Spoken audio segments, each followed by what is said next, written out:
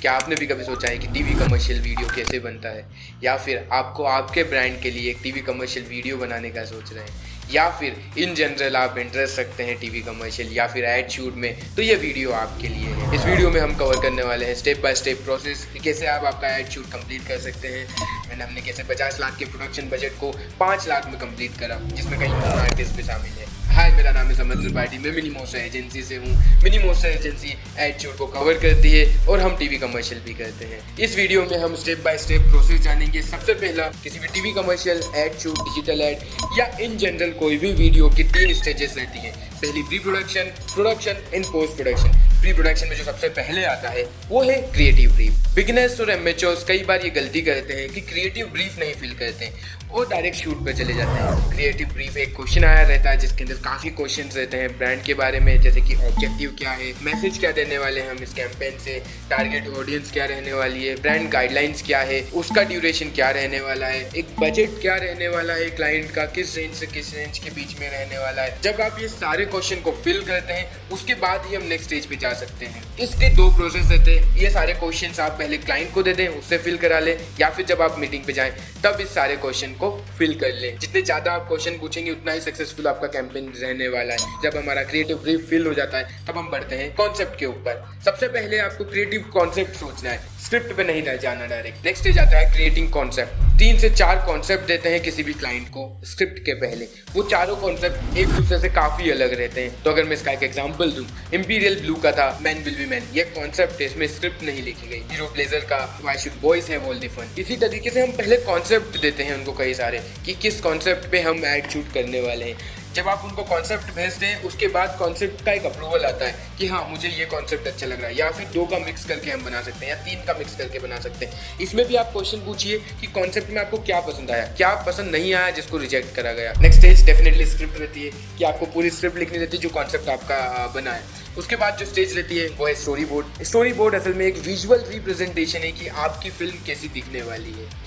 इसके अंदर हम सारे शॉर्ट डिवीजन करते हैं, कैमरा एंगल लॉक करते हैं, इवन हम कई बार आर्टिस्ट को भी इसी स्टेज में लॉक कर देते हैं। स्टोरी बोर्ड से आपके क्लाइंट को सब कुछ क्लियर हो जाता है कि फिल्म कैसे दिखने वाली है। स्टोरी बोर्ड के टाइम पे जितना ज़्यादा पॉसिबल हो सके उतने ज़्यादा क्लाइंट फीडबैक लीजिए, उससे आपको क्लियर हो जाता है कि क्लाइंट क्या चाहता है। और प्रोडक्शन के टाइम पे कुछ भी गलती नहीं रहती। ये पूरा एक प्री प्रोडक्शन का पार्ट है। नेक्स्ट स्टेज जो जाता है वो है प्रोडक्शन का। उसके बाद हम जाते हैं लॉक करने के लिए, जहाँ पर location, artist and DP, grapher lock होते हैं। लोकेशन का आप ऐसा ध्यान में रखिए जितनी ज़्यादा एरिया हम कवर कर सकें एक लोकेशन में उसको चुनिए। लेट्स सपोज आपके किसी एक शॉट में गार्डन का है, नेक्स्ट शॉट में बेडरूम का, ट्राई करिए कि एक ही जगह पर हमको दोनों मिल जाए, हमको 2 अलग अलग जगह ना जाना पड़े। लोकेशन का एक बेसिक सा रूल है, try to use the property at it max. Next आता है एक्टर का। हम कई बार ये गलती करते थे स्टार्टिंग में कि हम खुद जाते थे, एक्टर्स को ढूंढते थे और लेके आते थे। इसमें प्रॉब्लम ये होती थी कि हमें पता नहीं रहता था कि आर्टिस्ट कैसा है, किस तरीके का परफॉर्म करने वाला है, और फिर प्रोडक्शन के टाइम पे काफ़ी डिले होता था। इसको इम्प्रूव करने के लिए बेसिक सी चीज़ ये है कि आप थोड़ा सा बजट इंक्रीज करिए, एक कास्टिंग डायरेक्टर को लाइए, उसको अपनी रिक्वायरमेंट दीजिए। जब आप कास्टिंग डायरेक्टर को देते हैं तो काफ़ी पोर्टफोलियोज आपको देता है, काफ़ी रिकॉर्डिंग्स आपको प्रोवाइड करता है एंड काफ़ी ऑडिशंस आपको देता है। किसी भी एड फिल्म में डायरेक्टर उतना ही जरूरी रहता है जितना एक कमर्शियल फिल्म में डायरेक्टर की जरूरत होती है। जब भी आप डायरेक्टर को चुनिए तो उसको देखिए कि क्या उस चीज़ को एक्सिक्यूट कर सकता है। लेट्स सपोज अगर वो पहले कॉमेडी एड शूट करता था, अगर आपने उसको अब हॉरर दे दिया तो it will be very difficult for the director. तो डायरेक्टर सही चुनना भी एक रिस्पॉन्सिबिलिटी है प्रोड्यूसर की। इसके बाद हम कुछ चीज़ और लॉक करते हैं, जैसे कि म्यूजिक। आप म्यूजिक पहले ही लॉक कर लेते हैं ताकि आपको बाद में प्रॉब्लम ना आए। ऐसा कंपलसरी नहीं है, कई बार बाद में भी दिया जाता है, लेकिन अगर आप पहले से करके चलते तो एक टोन डिसाइड हो जाती है। And last is the mood board. आप मूड बोर्ड भी पहले ही बना लेते हैं। अगर हम बात करें मूड बोर्ड क्या होता है, तो उसके अंदर हम सारे कलर्स यूज करते हैं कि किस टाइप का टोन रहने वाला है, किस टाइप की लाइटिंग रहने वाली है, किस टाइप का ओवरऑल लुक एंड फील रहने वाला है वीडियो में। ये सब लॉक होने के बाद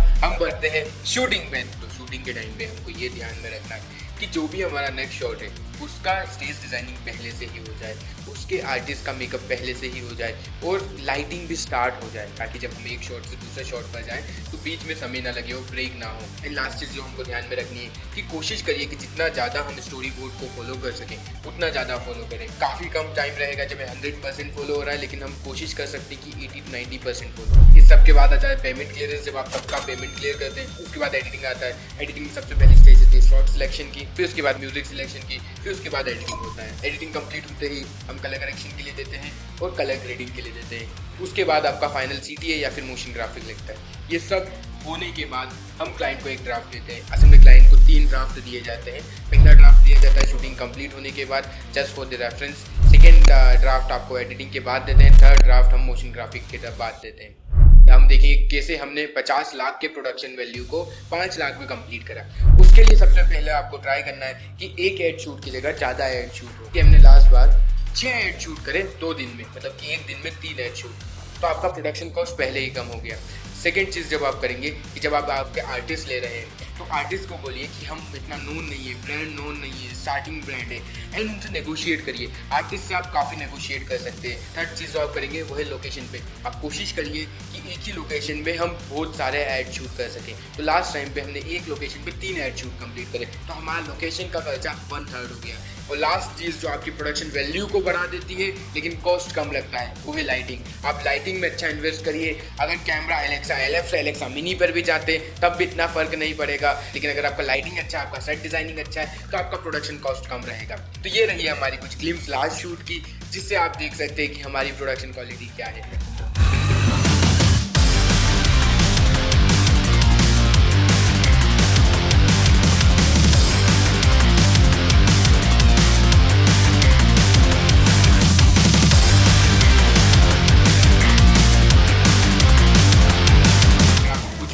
से कुछ भी डाउट है या फिर अगर आप जर्नी स्टार्ट कर रहे हैं तो आप कमेंट सेक्शन में पूछ सकते हैं, हम आपको रिप्लाई करेंगे। हम इस सीरीज़ को कंटिन्यू करने वाले हैं और कई सारे एस्पेक्ट देखने वाले हैं, तो हमें सब्सक्राइब कर लीजिए ताकि आपको मिस ना हो। तो अगर आपको ये वीडियो वैल्यूबल लगा हो तो लाइक ज़रूर करिएगा। एंड मिलते हैं गाइस नेक्स्ट वीडियो में।